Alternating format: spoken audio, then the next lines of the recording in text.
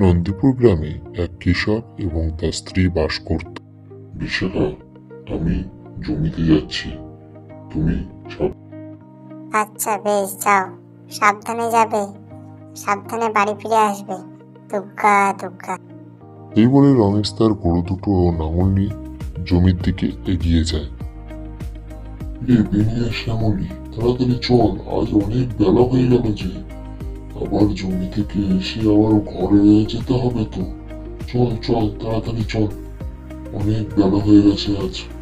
এরপরে রমেশ সারাদিন জমিতে কাজ করার পর সন্ধ্যাবেলায় তার গরু দুটোকে নিয়ে সে বাড়ির দিকে রওনা হয় এবং যেতে যেতে অনেকটা বেলা বয়ে যায়। এবার তাড়াতাড়ি ঘরে চল, এবার তো অন্ধকার হয়ে যাবে, আর রাস্তায় কিছু তো দেখতে পাবো না। তাড়াতাড়ি চল। এরকম ভিডিও পেতে চ্যানেলটিকে লাইক, কমেন্ট, সাবস্ক্রাইব করুন।